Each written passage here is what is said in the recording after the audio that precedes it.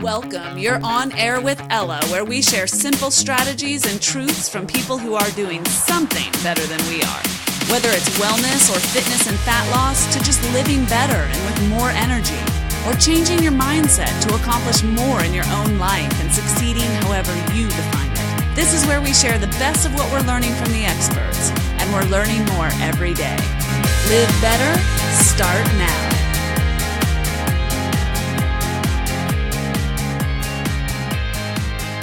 Hey guys, welcome back. Today, it's just me, a solo episode. You are on air with Ella, and we are talking all about EMF radiation, how to reduce your exposure, and I promise you, we're not going to make this boring. I promise. That is my commitment to you. Here's the deal. I just read a book called The Non-Tinfoil Guide to EMFs, and that's by Nicholas Pinole. And the reason it says the non-tinfoil guide is because, anyone talking about EMF radiation from our devices, our cell phones, that sort of thing, could be accused of operating on the woo-woo side of science. And Nicholas has written the most practical book that I've read in recent history. It may be the only one I've read in recent history, so there's that. But anyway, super practical guide on reducing your exposure to EMF. And today's show is not going to be all about whether it's super dangerous or not, the radiation from your cell phone, from your tablet, from your computer, from even more things that we'll talk about today. Today is not about that debate. I will share a little bit of context with you, but today is really going to focus on just super easy tips that everybody should be doing, whether you're 100% convinced that this stuff is bad for you or not. I mean, it's easy stuff. It's so easy that I think there will be so little resistance. And for those of you who are kind of on the bandwagon that I am, that all of this radiation just can't be a great thing for us, there's a lot in here for you too. But it doesn't matter where you are on this spectrum. I'm going to give you a bunch of stuff that's so easy there's no reason not to do it. Okay? So here we go. I do not want to get into a science lesson because for most of us, that would be pretty boring. However, I do think it's useful to just get on the table what on earth we're talking about when we talk about EMFs. And EMF, by the way, it just stands for electromagnetic fields. An electromagnetic field is just a physical field produced by electrically charged objects, okay? EMFs are organized on a spectrum and they're classified according to wavelength and frequency. So you might have everything from static all the way down on one side of the spectrum up to visible light, to ultraviolet light, to X-rays, all the way up to ionizing radiation. Okay, that's what the spectrum looks like. Now, EMFs are everywhere in nature. This is not avoidable. Light is a kind of EMF. The sun emits light in the visible spectrum. Invisible UV light comes from the sun. It helps you produce vitamin D, or it gives you a sunburn. And then there's invisible infrared light. But part of the reason this whole topic is just hard to grasp is that because while a lot of animals are able to see infrared, UV, and other EMFs that are invisible to us, most EMFs are invisible. They're odorless. They're undetectable. So the only way you can even tell if there are EMFs present is by using a special meter. Okay? I don't have one, and I'm probably not going to get one. And even though EMFs are natural, there are an enormous amount, more than any other time in the history of humankind. There are more human-made EMFs than ever. And those are generated from smartphones, from Wi-Fi, from cell towers, your appliances, your electronics, and basic wiring inside your home. Like, EMFs are everywhere. We've simply made more than ever. So the next question is, does that matter? Are they harmful? And the truth is, science is wildly divided on this topic. Some people say unquestionably yes. Man-made EMFs at the exposure rates that we now have are quite detrimental. And other people say, no, it's voodoo and there's no proof. Here's what we do know. We know that we are exposed to a lot of EMF radiation from man-made sources, right? At levels that some say are approximately 10 billion times higher than they were in the 1960s. And these EMF radiation levels will likely be thousands, if not millions of times higher in just a few decades because of the rate at which we are proceeding. So it will be great if science comes out and says EMFs cause no damage at all. But my theory is until we know, and because there's mounting evidence that they do, but until we know for sure, why not take a few precautions, right? Like, that's not crazy. One thing that I do know, and that I'm not sure is widely understood, is that yes, our phones and other electronics have safety standards, but the safety standards were set in 1996, okay? That doesn't sound like that long ago, but please think about that in terms of technology, right? Your iPhone did not exist. It's over 20 years ago, okay? At that time, the FCC determined the upper limits that were safe for human health. And they said at the time, if you don't exceed these limits, then everything's fine. At that time, 16% of U.S. citizens had cell phones.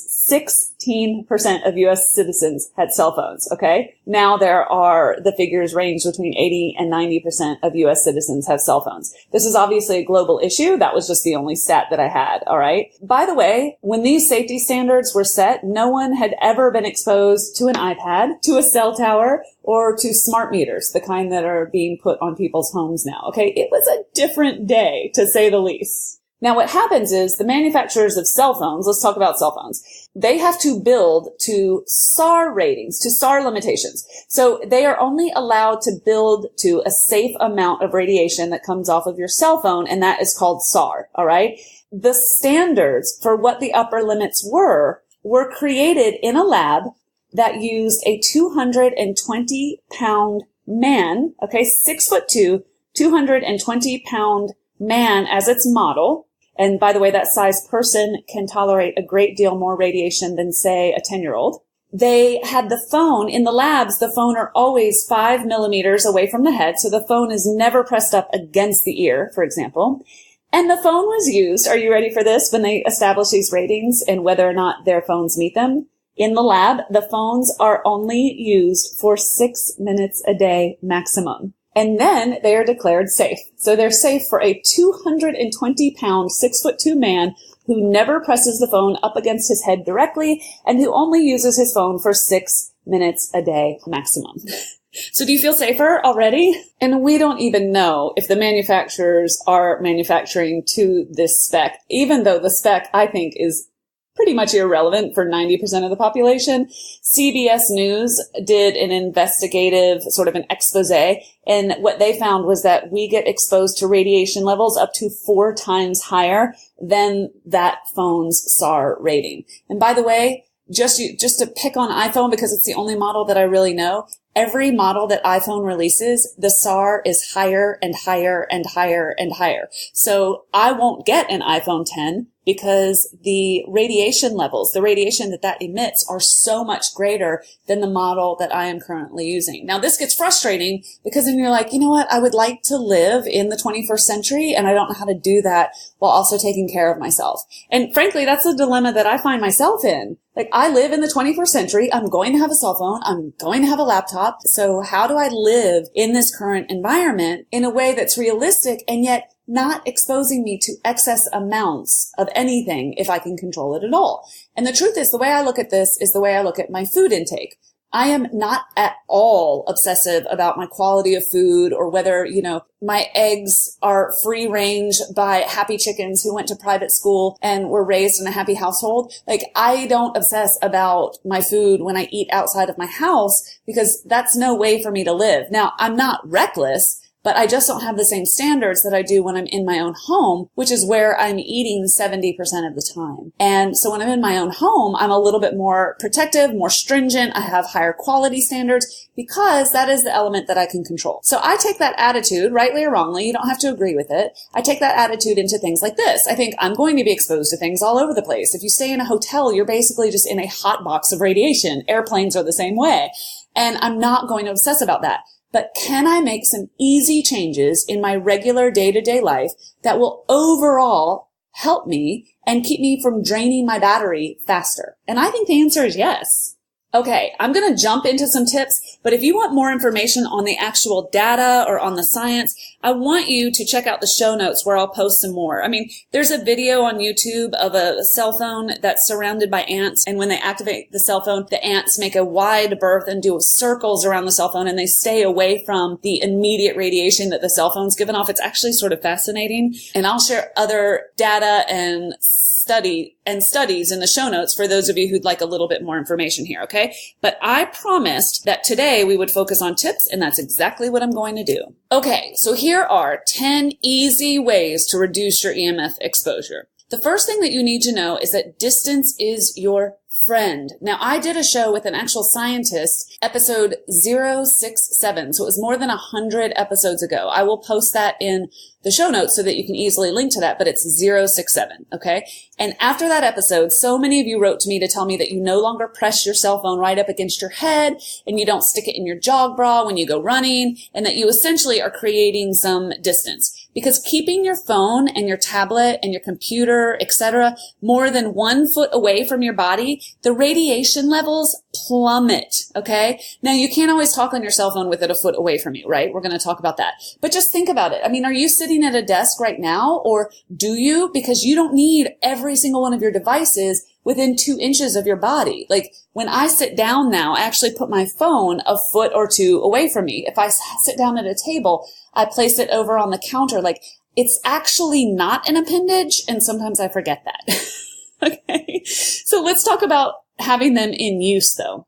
Use speakerphone when you can. Earbuds are okay, but let's talk about good, better, and best, okay? Best, if you're using a mobile phone, is to use speakerphone when you can. Now, if you're flying on an airplane, please don't put it in speakerphone. I don't want to hear that. Nobody wants to hear that. But in general, when you're in appropriate circumstances, use your speakerphone and don't hold the phone right up to your face. With speakerphone or with wired earbuds, you can set your phone on the table, like I said, instead of holding it for your entire conversation. I mean, I talk at my desk on a cell phone all the time, which is bizarre because, yes, I have a landline. It's like an antique. It's a relic.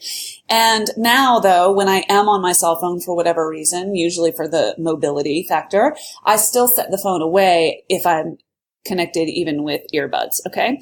Now, I'll link in the show notes to the earbuds that we use here. They're an air tube headset, so they're not conducting electricity from my ears and my brain to my cell phone. So those are air tube headsets, and they're available on Amazon, and they're not terribly expensive, and I'll link to that, okay?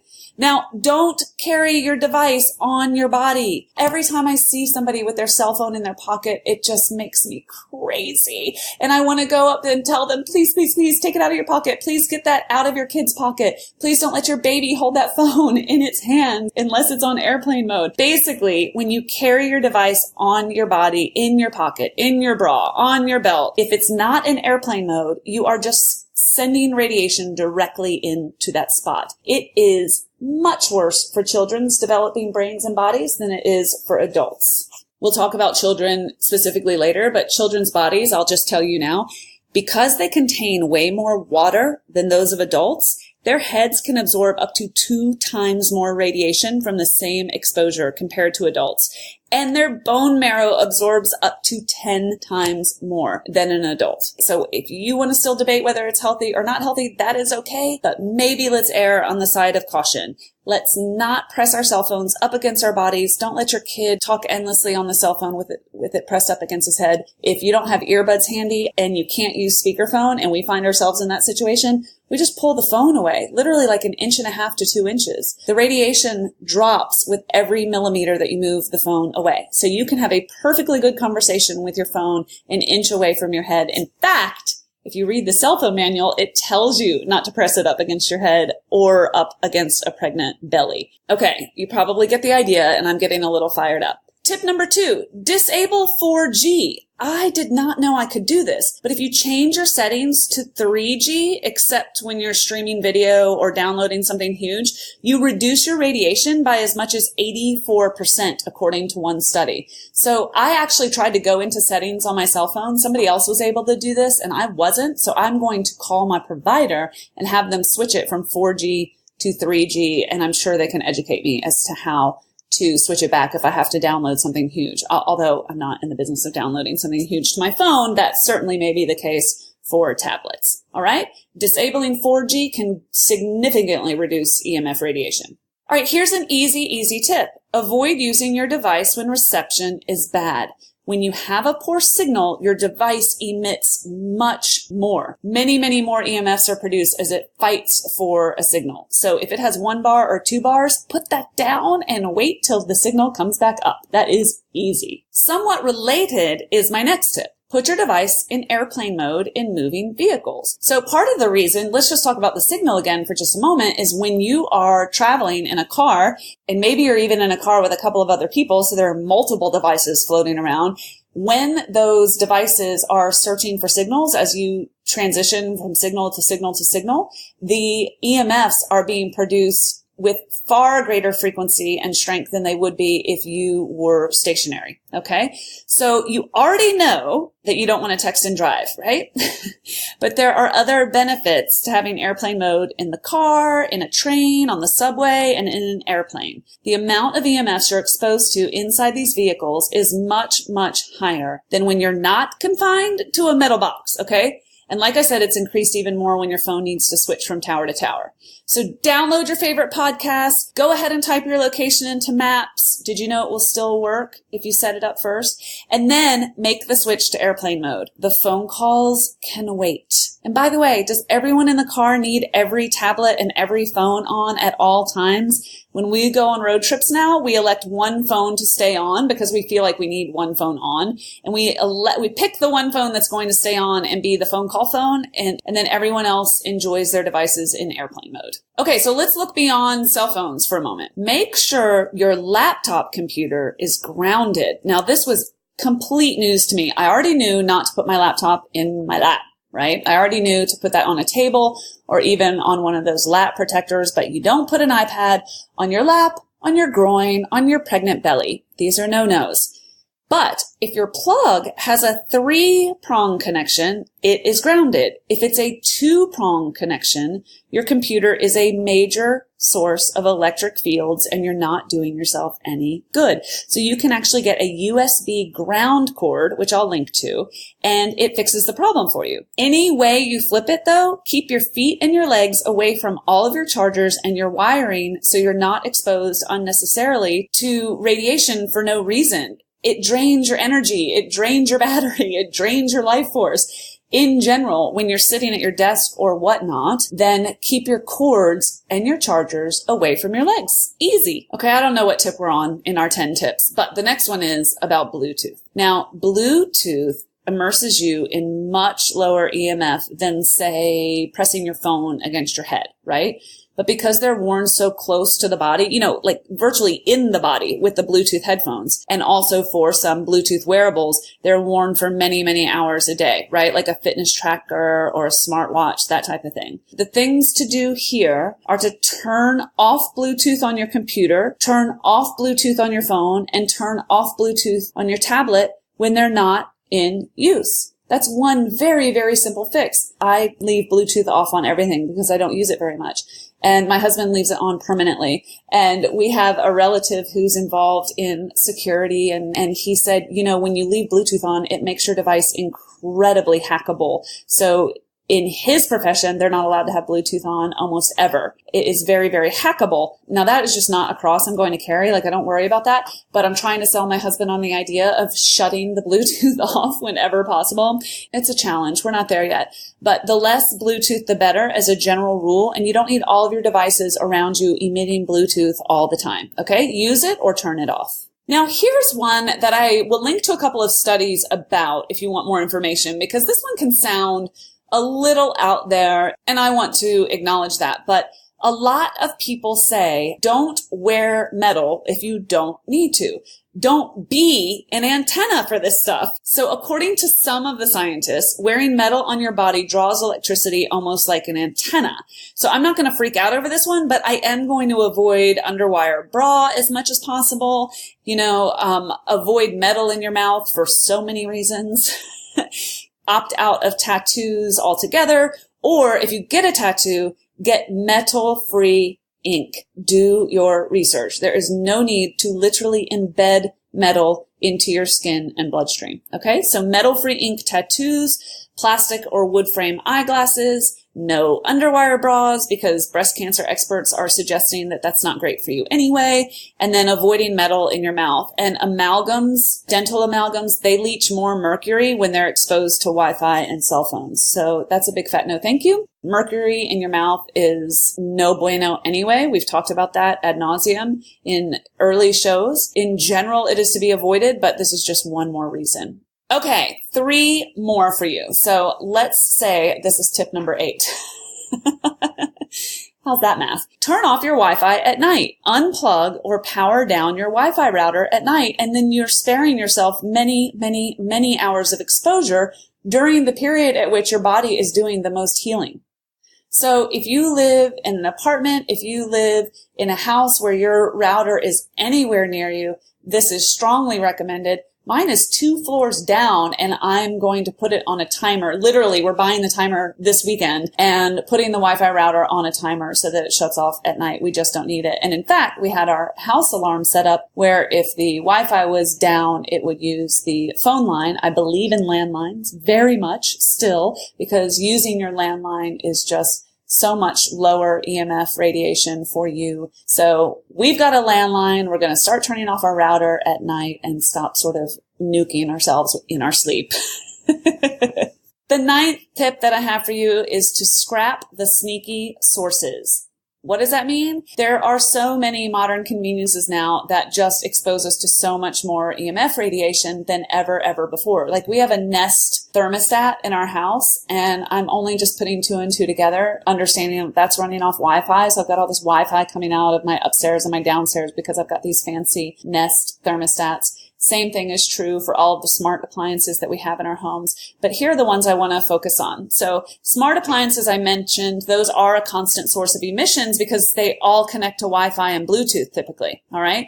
But here are some others that you might find even easier. Unplug the Xbox, whatever gaming system you have. It's got Wi-Fi. Okay. So almost all of them have a Wi-Fi connection. If you're not using it, don't just turn it off, which a lot of us don't even do that, but don't just turn it off. Unplug it. Problem solved. If you need it, plug it back in. Cordless phones. I touched on this. Landlines are still a good idea when you can use them over cell phones. Get the old-fashioned kind, wires and all, because cordless phones are just as bad and sometimes worse than cell phones with the strength of the signal that they are emitting. So a good old-fashioned landline that plugs in. The last sneaky source that I wanted to mention to you is baby monitors. You know, we have all this technology now that can connect us to our children. And oftentimes, though, it's just excessive amounts of radiation that is so unnecessary. How many of us could be watched on video when we were 10 feet away from our parents for our first 5 years? Like, my parents somehow lived being 2 rooms down without being able to see me on a screen, right? I would submit to you that maybe we should go back to the olden days and not necessarily put these sources of Wi-Fi and Bluetooth in our babies' rooms. And I'm about to talk more about kids, so I'll leave that one there. Okay, I have one more tip for you, and it's kind of a fat one, and it comes back to the kids, and that is protect your kids. It is an established fact that children's bodies absorb more radiation than adults. I've already shared with you that their heads can absorb up to 2 times more radiation from the exact same exposure that you're getting, and their bone marrow can absorb up to 10 times more. I'll link to the sources in the show notes in case you think I'm just making this up or, I read it on a blog somewhere. There are so many things that you can do. Again, we're growing up our kids in the 21st century. Fine. But can we reduce their exposure? Absolutely. In some cases, their exposure is almost egregious, and we have so much more control than we even realize. Here are a few examples. You can protect babies in utero with a belly band or a belly blanket or any of these devices that protect your baby in utero from EMF radiation, okay? Once you have the baby out into the world, ditch those baby monitors or specifically research a low EMF version. I'm still going to go with no, but if you are dead set on having one, please look into a low EMF version. They constantly emit microwave radiation while switched on, both the base and the parent handset, and they have fine print warnings that the device should be a certain distance from any body. They tell you that they should be a distance from any body, the baby body or the parent body, and they expose your developing baby's brain, which is far more vulnerable to EMFs than yours. No manufacturer is putting a warning in their materials unless they have to do so, okay? They don't do that because it's in our best interest, all right? They do it because they have to. It's food for thought. Keep your devices in airplane mode only when your kid has your phone or your tablet or something of that nature. Now, I got lucky because I was able to bring my son up in a time before this was prolific, and it was just when smartphones were becoming a thing, and no baby, no toddler, and no kid had one, right? So I sort of missed this. But obviously we see now so many people are, they're entertaining their kid or distracting their kid or trying to have a nice dinner, so they give their phone to their kid. I mean, no judgment here, okay? I know it's not ideal, and I also know that none of us are ideal. So there's that. That's not my point. My point is, if you're going to let them play with your device, please put it in airplane mode so they're not sitting there holding, handling, and exposing themselves to all of this radiation, okay? If your child has devices in their rooms at night at any age, make sure they're in airplane mode while they're sleeping. Now, how many of you have adolescent or teen kids who have a cell phone, which is actually a direct line to any information that they want at any time, 24 hours a day? So that's a different way to think about it. But how many of you have children who have Wi-Fi and Bluetooth devices in their bedrooms at night? Now, many of you have told me that you have rules where they check their devices at the door, right? And they all go in the guest room or they all go in the kitchen or whatever at night. But I don't even do that. I mean, I'll be honest with you. I have a teenage son, and while he is allowed to have his phone in his room at night, it is powered down. My phone's not even powered down. My phone's in airplane mode, 5 feet away from me because I still use it as an alarm, but I never sleep with it on. And my son is not allowed to sleep with it even in airplane mode. He has to power it all the way down. And yes, I do random checks, not on purpose, but I get up in the middle of the night and I check on him sometimes, and his phone is always far away on the dresser, not anywhere near him, and powered down. That doesn't make me parent of the year. It means that I'm trying to establish rituals for him where at night the phone is not even an option. Like, it's not something he even thinks about. He powers it all the way down, charges it up, and uses a clock for an alarm. So he's better at this than I am. Don't let your kids have their devices on. Don't let them have their devices near their heads. And if they are in fact in the room and the power is technically not turned off, it should absolutely be in airplane mode. And by the way, shouldn't it be anyway? Like, don't we all sleep a lot better if we don't have things pinging and dinging and radiating all night, right? It's not too late to start any of these healthy habits. Finally, if you have the choice, don't locate your Wi-Fi router near your kids' rooms. If you have a choice, and not all of us do, where you have control, use it. And if you are quite close to your Wi-Fi router, or your children are, then definitely power it down at night if you're able to do that. Now, I promised to make this not boring and to make it really, really, really easy, and I hope I did that. Before I let you go, I just want to share with you how other countries are handling this information and handling these safety precautions around the world, because I think this is really, really telling, all right? Because the science is divided, and because we don't know for sure that all of this EMF exposure is definitely detrimental, it makes it very easy to sort of gloss over it. Well, the last thing I want to share with you are just some of the warnings that exist in other countries. And maybe I'm speaking to someone today who's quite familiar with this in your own country. I'll give you a couple of examples. In Belgium, you have to have warnings on cell phones that talk about moderate cell phone use and using earpieces when using your cell phone, and choosing a set with a lower SAR value. Okay, so there are warning labels. In France, they have warning labels where they require the SAR to be displayed on the label of every single cell phone, all right, for whatever that's worth, because a lot of people don't even know what that means. In the USA, the city of Berkeley, California, they have warnings on their cell phones as well that say they might cause cancer, keep away from children and pregnant women. Let's talk about cell phone antennas. As we're setting up these networks all over the world, right? And you can't drive 10 feet without seeing a cell phone tower. Well, in Canada, cell phone antennas aren't allowed to be installed within 1,000 feet from a school property or child care facilities. In Chile, they limit the power of antennas. They can't be installed near sensitive areas where children, elderly, and medically compromised people would be exposed. In Greece, cell phone antennas can't be installed around schools or nurseries. New Zealand, they can't be installed around schools. In Argentina, mandatory public consultation has to happen before they install antennas, and the list goes on. In India, cell phone towers are being dismantled by the thousands and being removed from the vicinity of schools and colleges and hospitals and playgrounds because of, quote, hazards to life, unquote. So there are all these other regulations in other countries about Wi-Fi in schools. In Cyprus, Wi-Fi is banned from kindergartens and in elementary schools. Spain wants to ban Wi-Fi from schools. That's in progress right now. Finland, one primary school installed off switches for Wi-Fi routers, only turning the devices on when needed, and they're banned from certain preschools and daycare centers. I just thought this was really interesting. The list goes on. Israel, France, Italy, Taiwan. The list goes on, where regulatory bodies in other countries are saying, you know what? Until we know, we'll be precautionary. And that is all that I would urge for you. At a minimum, pick 2 of these tips and try them on for size. Okay? I want you to be safe and healthy for all time. And I want our kids to be protected from things that we maybe didn't even realize were harmful. So just food for thought. I hope this is useful. Please share your thoughts with me. You can reach me at ella@onairwithella.com. See you later. Okay, everyone, I hope you enjoyed today's show and got something out of it that you can use.